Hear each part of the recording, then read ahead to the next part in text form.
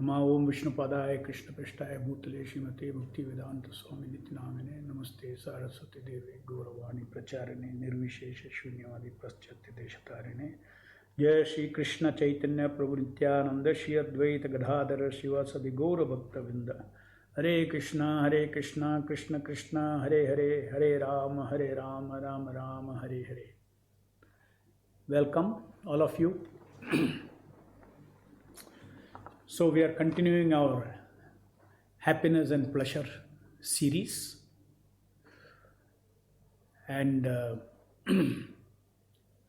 I think last time we read out a few of these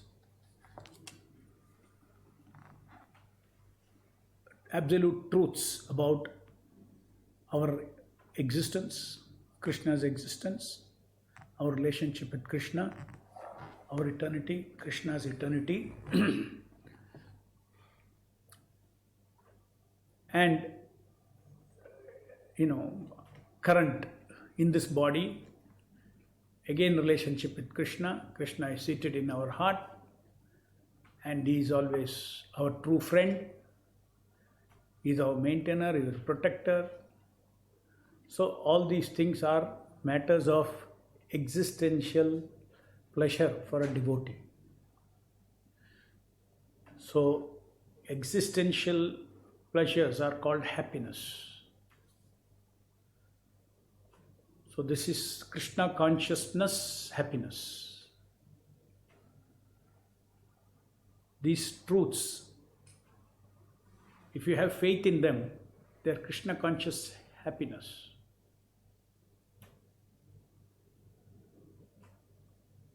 And then situational pleasure is called normally as pleasure.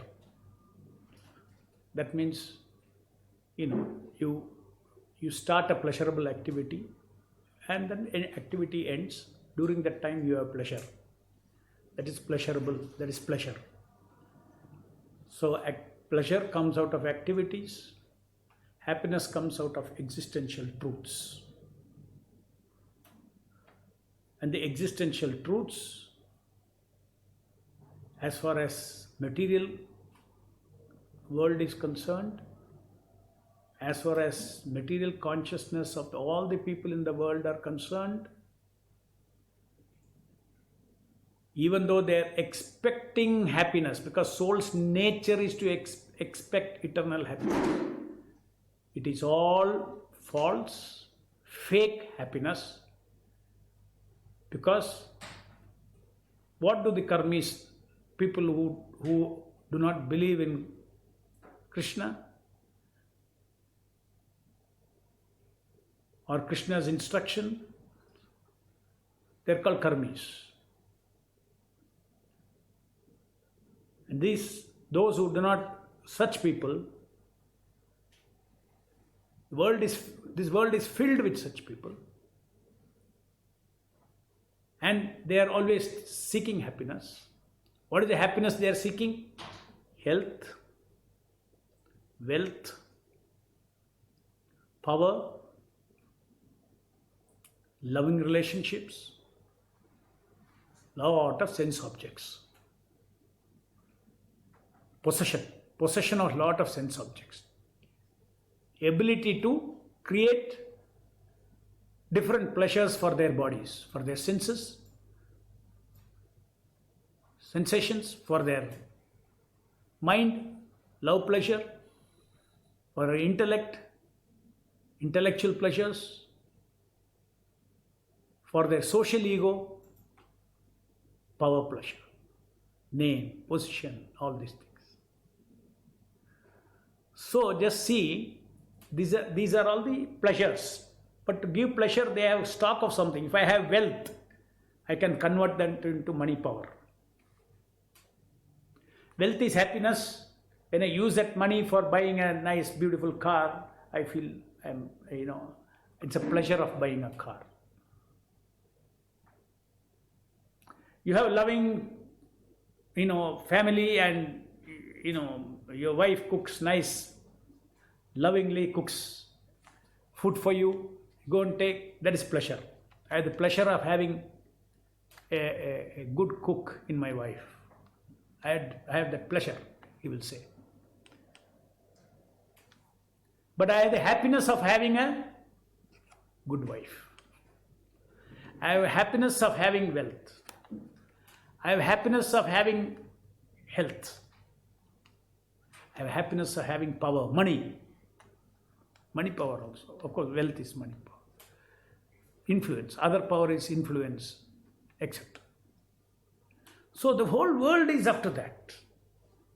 And that Prabhupada very clearly says, if you have become a devotee, first thing is you should understand is there is there is no true happiness here.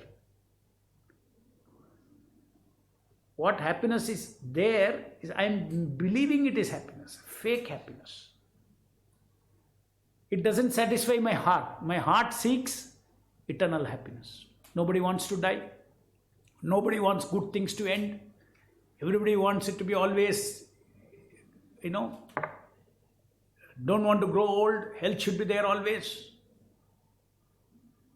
But everything is fake.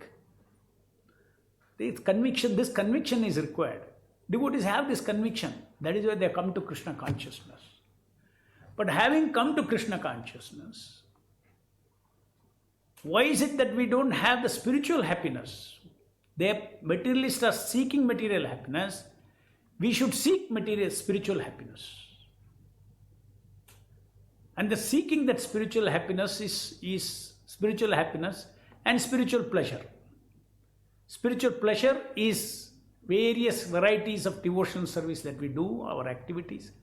Spiritual pleasure comes out of devotional activities. Spiritual happiness comes out of meditating on Krishna and Krishna's position, my relationship with Krishna, my good fortune, my counting all the blessings of me as a spirit soul. That comes spiritual happiness. And when the soul is completely, again I am repeating each of these series, I am giving this, repeating it. That's a key thing. If I keep my soul happy, filled with happiness, then very easy for me to counter my old conditioning tendency for bodily, mental, intellectual, egoistic pleasures. The tendency that is there as a habit in my yantra, in my chitta, the desire for sense gratification is there. Desire for love and giving love, taking love is there in the material world. Desire for being educated, intellectual, being, understanding everything, desire for that is always there in this body. Conditioned desires are there. Conditioned desires are there to be a jnani. By associating with a jnani, you become jnani. So I should become a jnani. Because you realize the value of that by association. You get the pleasure of jnana. Similarly, social. So these are all the urges that are there in our chitta. That means programmed. Just because you have now chasing spiritual happiness, doesn't mean this becomes zero now. Because these are conditioned tendencies to seek. But what is being pointed out by Krishna is that you can easily tolerate these things when you experience a higher taste and you don't feed these things. Therefore, what is the experience of higher taste?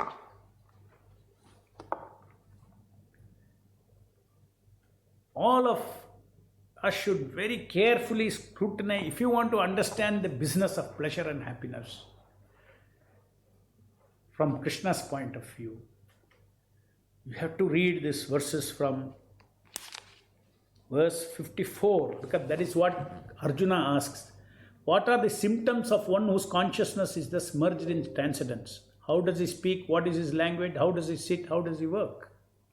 So question is this. What are the symptoms of a person in transcendental consciousness? Transcendental consciousness means he is in bliss. He is filled with Ananda, Satchit Ananda. So what is the symptom of that person? That is where Krishna starts speaking. The Blessed Lord said, O Partha, when a man gives up all varieties of sense desire which arise from mental concoction, and when his mind finds satisfaction in self alone, then he is said to be in pure transcendental consciousness. So in one line first, Krishna says, one who is given up all sense desires according to this mental concoction. That means this bodily desires, multiple, body, mind, intelligence, social ego, all these things are one who gives up varieties of sense desires which arise from mental concoction. And one side is he gives up. And the other side is he finds satisfaction in the self alone. He finds satisfaction in his Atma. In one line he says, but now he will further explain what is this concoction of material desire, what is this sense desire, everything, all that he will explain. If somebody asks a question, first he will give one summary. Here Krishna gives a summary. That, what is the symptom? He has given up all this as mental concoction. And he is fixed in his Atma Ananda. His mind is fixed in satisfaction of the self alone. Then what is the consequence of that? One who is not disturbed in spite of threefold miseries, who is not elated when there is happiness, who is free from attachment, fear and anger is called stage of steady mind. This is another symptom. When a person is in the ocean of happiness, threefold miseries, how does it matter? It will be there. But what does he say? He will not be disturbed.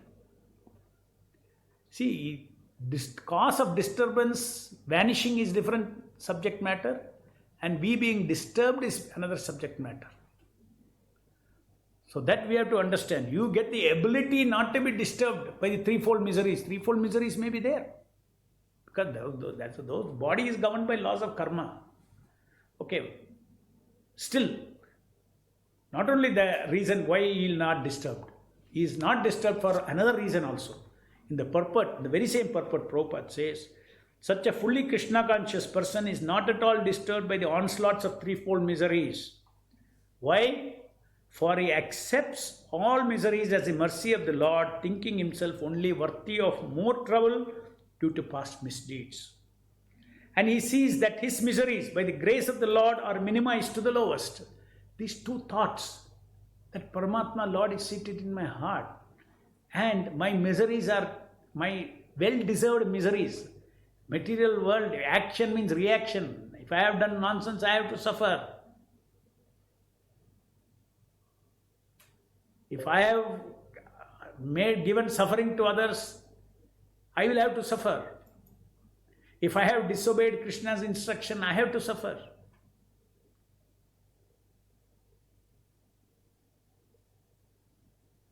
And then whatever I have is definitely, the devotee has this consciousness that Lord has interfered. It is his blessing. He counts the blessings. He has gratitude to the Lord. So with these two things, he is neither elated with happiness. Why he should not be elated? Should not be elated. Why? Because he knows that it's Krishna has given this. And Krishna himself says, don't get elated by all this. If I have given you more money, more opportunity, more strength, more influence, more power to preach, don't get carried away by that. I have provided that to you. You get carried away by Krishna conscious happiness of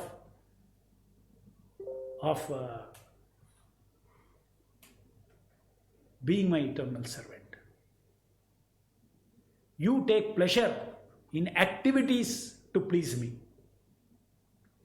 These things you take pleasure, you get excited about these things. Don't get excited by, what all you have. So whatever you may have, he knows it's all by Krishna's mercy. So threefold miseries are not there, neither elation nor happiness. See, who is not elated when there is happiness, and who is free from attachment, fear, anger, etc.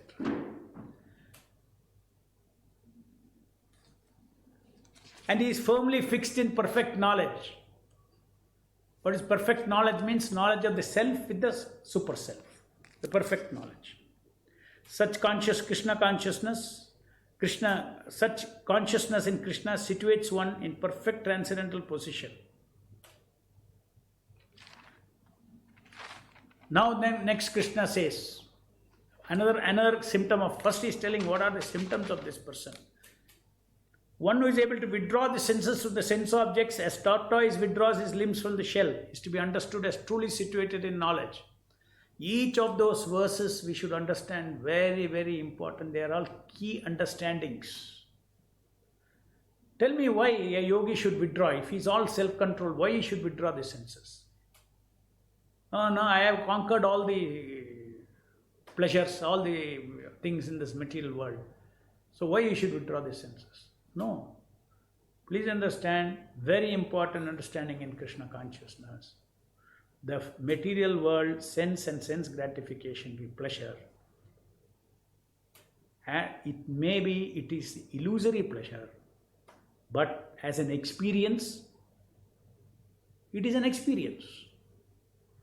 Experience is never illusion. The content of the experience may be illusion, but the experience is not illusion. Because a real seer is required to see a dream also. In the dream he is experiencing. Content of the dream may be false, but the experience is same. Similarly, in the material world, by Krishna's arrangement, he has given pleasure in senses and sense objects. You don't play with it.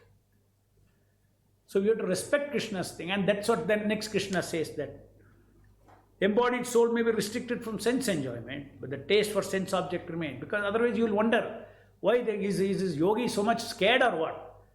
Immediately he will withdraw his senses where it is not required.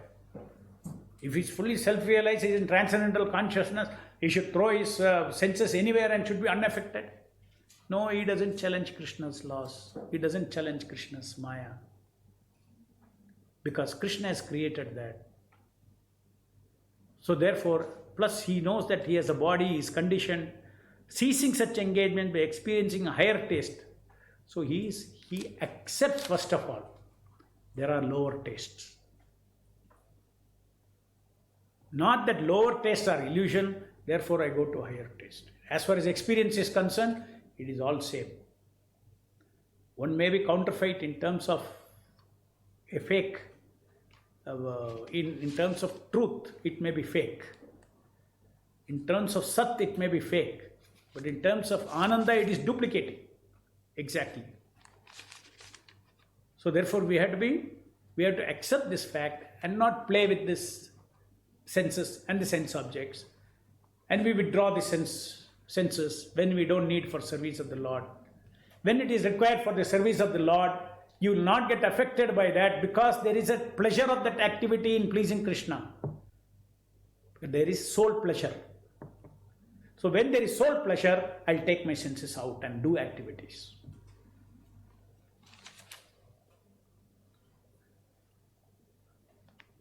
So this principle of higher taste is soul pleasure and soul happiness. Soul happiness is the happiness of Krishna consciousness. Existential truths about Krishna conscious happiness. In fact, somebody was sent me a question. I'll intertwine the question with the class. He was saying that, Prabhu, this Krishna consciousness happiness meditation that you are talking about, that you are saying that we should take happiness in it. But the problem is, I have not realized it. No, how can I take happiness in it? It's a very valid question. But it is also a big trap. And due to that trap, we are deprived of transcendental happiness. I'll tell you what this is. We have to be realistic. We are not psyching ourselves up, oh, I am eternal servant of Krishna, so I should be happy. I am not this body, I am beyond birth, death, and so I should take happiness and tell about it and get happiness. This is not psyching business. This is meditation on the truth. And meditation on the truth. Now I'll tell you what is, even though we have not realized that, why there is pleasure in it. Why there is real happiness in it. Why today if you have become a devotee after reading Prabhupada's book, you can enjoy a happiness of one level of Krishna conscious happiness, even if you're not realized. How is that? I'll give you an example, and as per that example, you apply that here. Suppose I tell you there's going to be a big feast today, dinner. Tell you means in your temples, let us say, somebody announces. Immediately, do you become happy? Yes. The principle I'm trying to say is, there is something called pleasure of hope. I know 100% evening feast is going to be there. My pleasure begins now. So there are two pleasures that we can enjoy now. One is the thrill of discovery. That means I have discovered means knowledge. I have discovered that I am not this body. I have discovered that I am a beautiful ego. I have discovered Krishna is a supremely beautiful ego. I have discovered that I am his eternal servant. I have discovered that one person who is in control of everything is Krishna. He owns everything. He controls everything. I have discovered that there is one person, according to his will only everything is happening. Willingly or unwillingly, everything in the existence is happening according to him. I have discovered, I got the pleasure of discovery of these things. I had the pleasure of discovering that Lord is seated in my heart. I got the pleasure of discovering that he is longing for me. So these are discovery pleasure. So you have faith in Prabhupada. Why we are in Krishna consciousness movement? Because we see that we have to realize these things, but these are truths. So there is a discovery, happiness of discovery, number one. It is not only that, you also the happiness of hope for realizing. Agreed. Let's not be artificial and think that I have the happiness of having realized it. Even though all these truths to different degree we have realized. Let us discount that for a moment. Let's say you're a new person and you come into Krishna consciousness with faith in Prabhupada, read all these things and you come, and even that person can have transcendental happiness of hope for transcendental happiness. Hope for happiness is also happiness. Hope for a evening feast is also gives an experience of happiness or hope, pleasure. You get elated. There is hope in it. There is feel good about it. There is a feel good right from now till the feast. So we are not lying to ourselves and make believing that I am happy. I agree. Realization I do not have. But still I can be happy. Just like you say, I'll give you an example. You discover that going to Bombay from here, something very wonderful is waiting for me there. And then you get into the train. And when you are in the train, you will continuously feel the pleasure of hope of encountering your object of hope. Yes or no? Happiness begins from the time you get into the train. Or happiness begins from the time you are trying to book the train, or somehow goal is to get into this train. When you do any activity to get into this, that is happiness begins. Fulfillment that happens only when you reach realization. But happiness begins when you are sitting in the train. I will tell you how, in our case, we are sitting in the train of Bhakti Yoga. The captain is Srila Prabhupada. We are sitting in this boat. He is a captain. And in this ship called Krishna Consciousness Movement, we are all sitting. And why we are sitting? Because morning to evening what we are doing is what he has told. So our lifestyle, everything means we are become disciple of Prabhupada, means we are in the ship. So why can't you bona fidely be happy about everything that Prabhupada is saying? Yes, I'm going to go back to Godhead. I'm going to experience my real soul happiness. I'm going to become free from birth, death, old age and disease. I'm going to realize my beautiful ego. This false ego is only giving me sukha and kicks dukkha also. Just like somebody has asked this question, how to get free from this distress of, rubbing between devotees, egos rubbing between devotees. Only when you go back to Godhead, 100%. Because this social ego is a big disease. Just like senses trouble us. Mind troubles us. Intelligence troubles us. Social ego. When the false ego is dominated by social ego, then we have the sukha dukkha of social ego. When the false ego is dominated by intelligent desires for intelligence body, it is dominated by pleasure and pain of intelligence. When the false ego is dominated by the false ego means I am this body. I am all this. I am all this. But now and then I get dominated by this and that. When you are engaging in sense gratification, pleasure of senses, your false ego is dominated by the senses. When you are after loving relationship with somebody, enjoying all those things, your false ego, I am this body, is dominated with loving relationship. So I am this body, that social ego, I am this body, converts into a social ego, dominated by a particular social ego. Different social egos we have got, just like different senses, we have got different social egos. We got social ego of being a senior devotee. We got a social ego of being a preacher for the outside people, like a guru. We have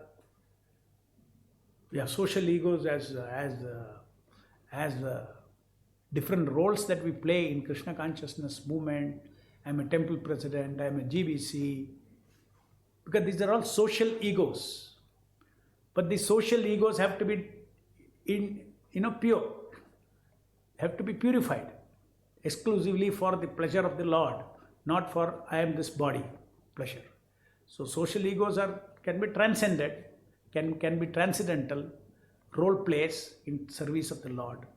So how to get over this rubbing and friction with devotees is one thing is, of course, we are giving a wholesale solution.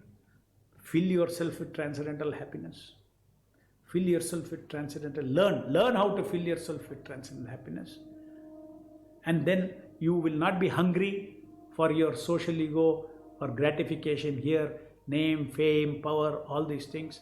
You surrender to Krishna, what comes of its own accord you take. You're a very happy man as far as your social ego is concerned.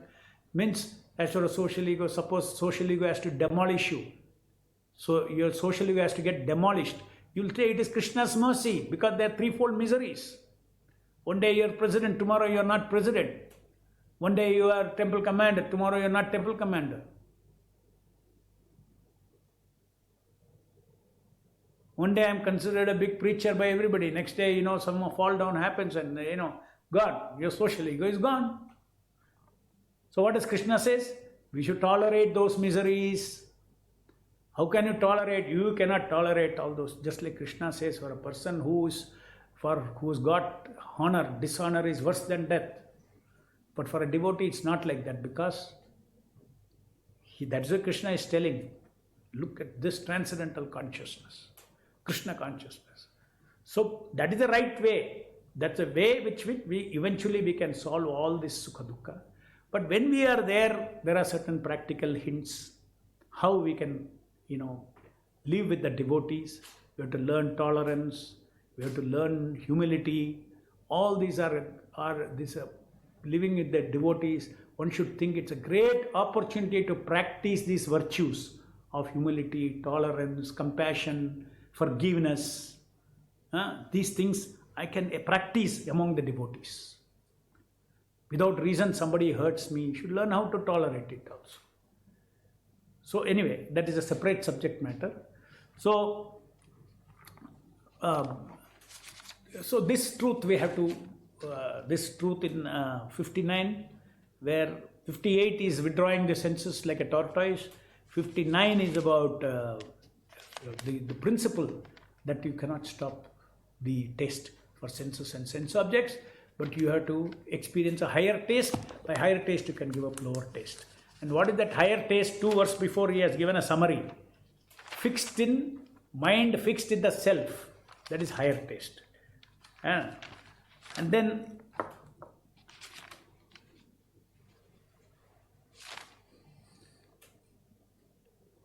in spite of all that, in spite of having higher taste, what does Krishna say?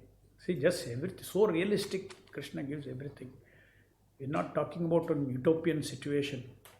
Reality. What is that? Even a man of discrimination who is endeavoring to control, if the senses are so strong that they can forcefully carry away the mind even of a man of discrimination. We have to accept all these. We should be humble and accept all these truths. Not that for everything there is an answer for us. We have an answer for us. For everything you cannot take the bull by the horn. Okay, I got transcendental knowledge, I got self-realization, so I don't care, my sense objects will not affect me. That's not what Krishna is saying. The intelligent fellow will withdraw the senses. He doesn't play with it because it's Krishna's creation. Pleasure in the senses and sense object is Krishna's creation. You respect that. Don't try to remove it with jnana. By jnana I can remove it. Only way is to run away from it. By facing it you cannot remove it. Even the jnanis also run away only and deal with it. Okay.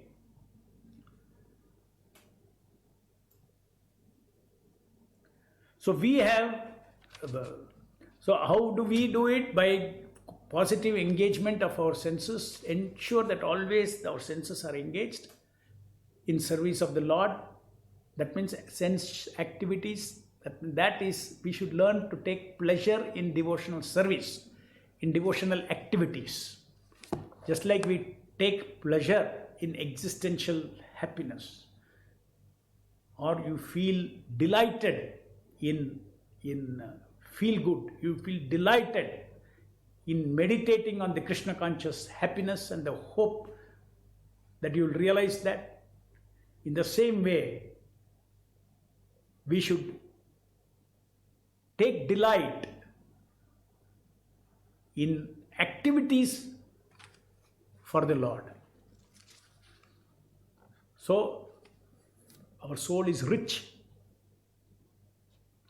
in transcendental happiness and transcendental pleasure.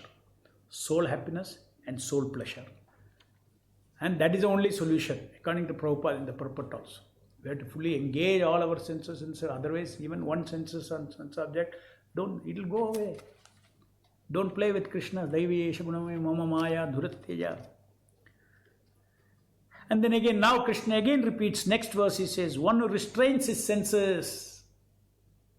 He doesn't say one who restrains his senses is a man of steady intelligence. Anyone who restrains his senses is a man of steady intelligence. No. Read the full verse. Anyone who restrains his senses and fixes his consciousness upon me is known as a man of steady intelligence. So this is Krishna consciousness, self-realization. Not Jnani's self-realization. Not Jnani's way of controlling the mind, controlling the senses. The devotee's way of. So we should understand this. A solution to all problems lies in service to Krishna. Solution to all the problems lies in in experiencing contemplative, meditative, Krishna conscious happiness pleasure. Minus realization pleasure, whatever degree. But still this happiness pleasure is so... if somebody tells you that, I will donate 1 lakh. Okay, you got... Next month I will donate 1 lakh. So your hope for that 1 lakh, your happiness begins. You're very happy. You're waiting for that 1 month. With hope, he will give 1 lakh. Now somebody else says, I'm going to give 10 crores next month. Just like 1 lakh, 10 crores. How many times it is? 100 lakhs, 1,000 times it is. So your hope, pleasure also, have hope for that, hope pleasure also, the pleasure of hope also increases 1,000 times. So therefore, even though we have not realized, simply the discovery pleasure and the hope for that realization itself is so high, because that is very high, the 10 crores. So we are talking about unlimited happiness of being with Krishna, unlimited happiness of self-realization and engaging in devotion service, unlimited happiness, detachment from all this trouble-giving material world. What is that? Hope of that also will be very high. That is why I said devotees can be happy very realistically. They should learn how to be happy by understanding these truths. And then if we keep ourselves fully fixed in this consciousness of me, he is a man of steady intelligence. If you know Krishna conscious happiness, you cannot be in steady intelligence. You keep our soul hungry, we are gone. And we have got today bona fide transcendental pleasure. If you are not taking pleasure, if you are not injecting them into your mind, the mind taking pleasure in the self, if you are not injecting, you are not enjoying, therefore you will go and enjoy something else. You are not enjoying what is entitled to be enjoyed. Soul pleasure is your pleasure, it is for you to enjoy.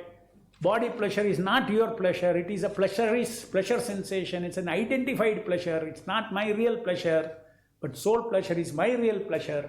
My hope pleasure for Krishna conscious happiness, my hope pleasure for realization of all these Krishna conscious facts, which I have discovered now. I have discovery pleasure plus hope for realizing, hope pleasure, pleasure of hope of realizing. So I am always filled with happiness and pleasure of engaging in my senses in devotion service. So one should not be a pleasure beggar, he should be a pleasure rich soul. And we keep ourselves pleasure rich, then we are safe. And that's the technique, that's the way Krishna advises in this. And not simply foolishly saying, there's no pleasure in that, there's no pleasure in that, there's no pleasure in that. We may say, initially for preaching, we may say that. But ultimately we say that Krishna has pleasure experience is there or not. You cannot deny. It may be illusory causes. You have a loving people, loving wife or a loving husband or loving children. Your mind gets pleasure. But it is fake. Because what you are experiencing is you want eternal happiness. And when the more loving the person is, when he dies, it will be more pain. So that means, that is another thing. In this material world, material happiness means distress. Suffering is included in it. Happiness goes higher and higher, your distress is building. You got a family, you got a husband or a wife who is troubling you every day.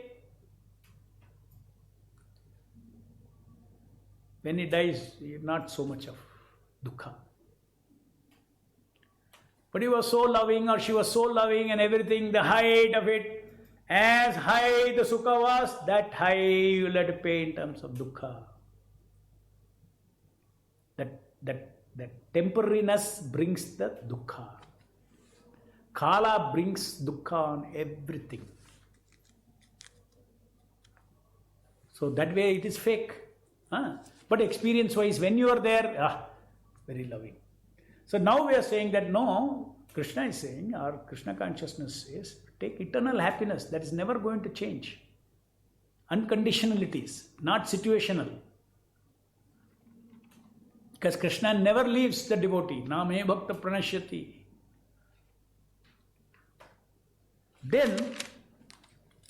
Then Krishna says, gives our famous verse, Dhyayatyo Vishyan Pumsam. How he says the process of, if you don't follow this process, if you allow your sense and sense object to meet and contemplate, then this whole series of how our entire material mind-body system works from contemplation. Why is he saying all these things? Because please don't contemplate. Go to the root of the problem. If you contemplate, surely this is supposed to happen. I have created it. If you want, you do it. If you don't want, you want higher pleasure. Because if you contemplate, then you get attached, then you will enjoy in sense gratification. The result of sense gratification is dukkha yonaya. You are creating a misery for future. So you are buying misery. Each time you have sense happiness, we are buying misery. This is the verdict of Krishna. So it's not very intelligent proposal. Therefore, we should avoid contemplation on the object of sense. Don't give any place in your mind for these kind of sense objects. Because the factory of mind creates, amplifies everything, pleasure and pain, it amplifies by contemplation. So when we become free from mental concoction itself, all the so-called material pleasures just flattens out. What is there in it? That way it flattens out. That's one thing. In the material world, though pleasure is there, you want to get good quality pleasure, your mind has to involve. With desire, hope, success.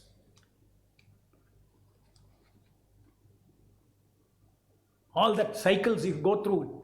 You have to, only then any small objective pleasure that is there in the sense object gets amplified into high pleasure. So within the material world itself, there is a concoction, there is illusion. That's what Krishna is saying. You assume that this pleasure is real. For a moment, you assume that this pleasure is real. But your mind amplifies it, it makes it into a very big mountain out of a molehill.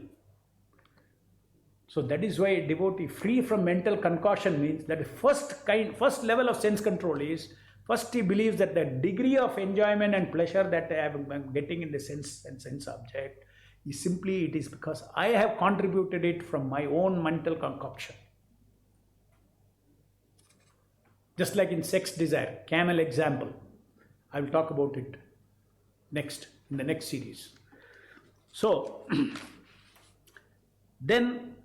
so warning is, don't do it, don't be very intelligent, don't contemplate on the sense objects. The mind is a key instrument for amplifying material pleasure, cheating us with high material pleasures. Now one can control his senses by practicing regulated principles of freedom. Now Prabhupada, Krishna is telling about regulative principles of that, how to deal with the dirt. Okay, future you don't contemplate. Be very careful. Don't put those things in your head. Contemplation means putting in the head. Don't contemplate those things. Next, what is instruction?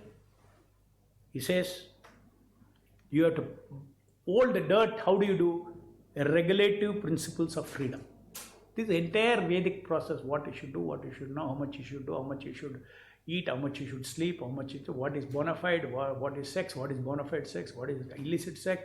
All these things are regulated principles of freedom that actually frees the living entity from this amplification. And when one's mind is freed from amplification, the actual objective pleasure in the material world is not difficult to handle at all, tolerate at all.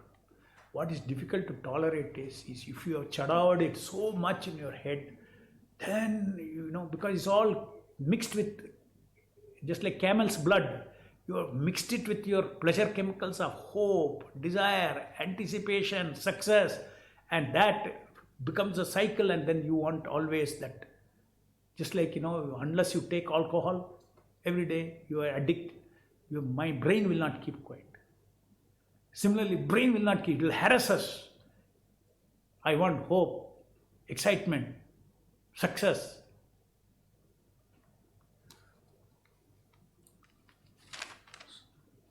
So then, for one so situated in divine consciousness, threefold material exist no longer. In such a happy state, one's intelligence becomes steady. Now Krishna says again, one who is not transcendental consciousness, who is not in trance, can have neither a controlled mind nor steady intelligence. Here is a very important thing. Our transcendental consciousness is a higher happiness. Without that, you cannot have a steady intelligence, you cannot have a controlled mind. Krishna is declaring that. Without Krishna consciousness, you cannot have a controlled mind.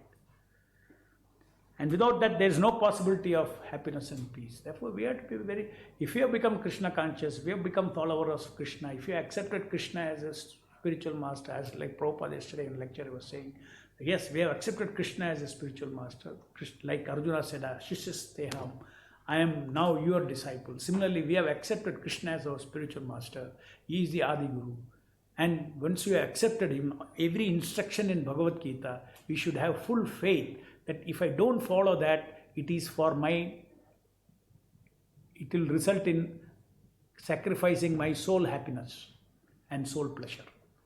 If I follow what Krishna says, everything that Krishna is saying is only for us. Please experience your soul happiness and soul pleasure. I want you to be Satchit Ananda, you are entitled for it. Everything that I am saying is for you, not for me. When I say surrender to me, I am not saying for me. I got jivas, unlimited jivas.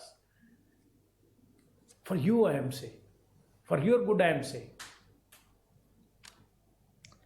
You are not doing any favor to me by controlling your senses.